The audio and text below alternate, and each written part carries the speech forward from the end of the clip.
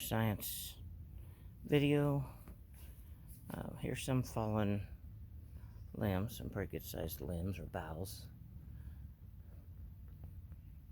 In the wild, and I know a lot of times people in their yards like to keep things cleaned up, but in the wild it's good to leave this type of material on the forest floor, seeing the leaves there, and it breaks down detritus into detritus, little pieces of wood which are broken down by bacteria and fungi to go back into the soil to rebuild what's called the humus, and your nutritional part of the soil and things for other things to live and grow is continually built up by fallen branches, fallen leaves.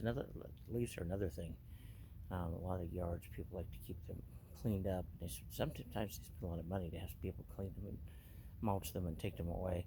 Really, it's actually good for your yard. It's kind of humorous to me that people will do all this kind of work and spend all the money, get the leaves picked up, the lawn mowed all the time, and then they're taking the natural chemicals that are in the leaves and the branches, the things that would be good for the soil.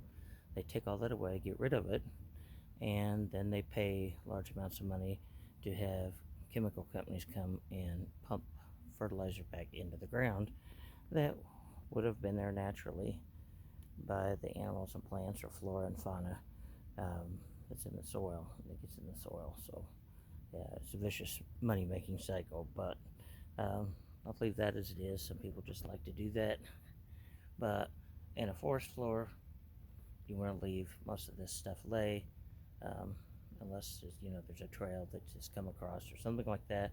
It's also used by a lot of the wildlife. There's a lot of insects and things that get in it and live in it as well. See here, you can see a hole in this large branch. Small creatures can get down in there and hide from predators. So that's called detritus, and it rebuilds the humus of the soil. Catch you in another video.